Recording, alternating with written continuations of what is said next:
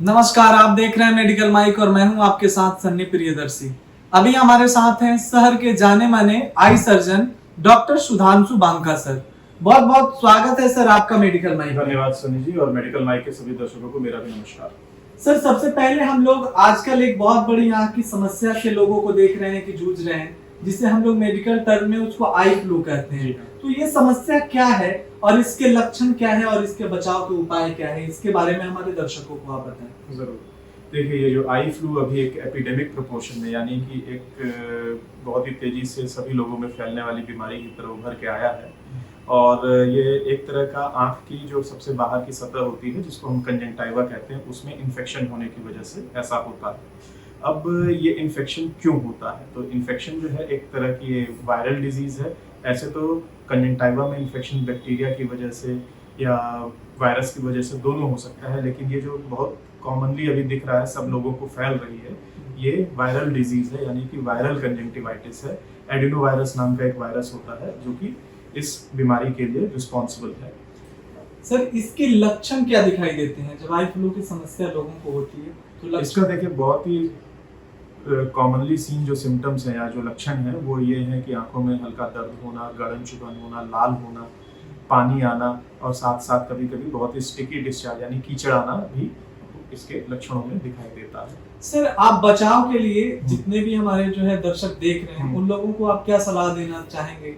देखिए, ये चूंकि एक इंसान से दूसरे इंसान में फैलने वाली बीमारी है, लेकिन फैलने का तरीका इसका, जैसा कि कॉमन एक भ्रांति है कि आंख में देखेंगे तो हो जाएगा, ये वो उस तरह से कोई भी आंख की डिजीज नहीं फैलती है। ये वायरल कंजंक्टिवाइटिस भी इस तरह से नहीं फैलता। ये नॉर्मली हम अगर अपनी इन्फेक्टेड आंख को टच करते हैं और अपने हाथ को फिर कहीं, मान लीजिए हमने रखा और उस जगह पे किसी और आदमी ने अपना हाथ रखा और उसके बाद अपनी आंख में टच कर लिया, तो ये इन्फेक्शन फैलता है। इसको फूमाइट बोन इन्फेक्शन, यानी कि एक वस्तु, आंख से इन्फेक्शन एक वस्तु पे जाता है और फिर उस वस्तु से किसी और की आंख पे जाने का टेंडेंसी होती है, तो इसको फूमाइट बोन इन्फेक्शन कहते हैं।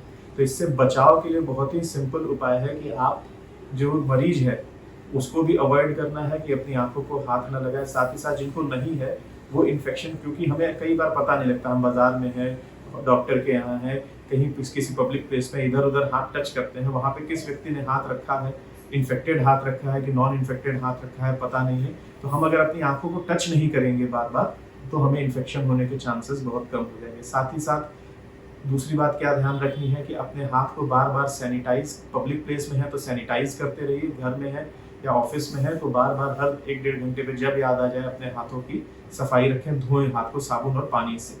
जैसा कि कोविड के टाइम में भी हम लोगों ने हाथों की सफाई रखना तो बहुत ज़रूरी बात सामने आई थी, वो इस इन्फेक्शन से बचाव के लिए भी काफ़ी ज़रूरी है।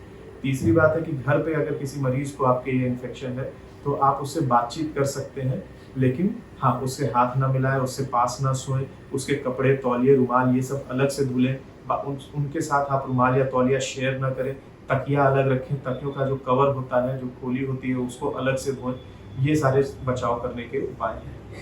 बहुत बहुत धन्यवाद सर आपका मेडिकल माइक में जुड़ने के लिए। धन्यवाद। अभी हमारे साथ थे शहर के जाने माने नेत्र surgeon doctor Sudhanshu Banka sir, जो कि आई फ्लू की समस्या पर अपनी बात रख रहे थे और बता रहे थे कि आई फ्लू की समस्या क्या होती है, इसके लक्षण क्या होते हैं और इससे बचाव कैसे किया जा सकता है। ऐसे ही तमाम वीडियोज को देखने के लिए आप देखते रहिए मेडिकल माइक और दीजिए हमें इजाजत। नमस्कार।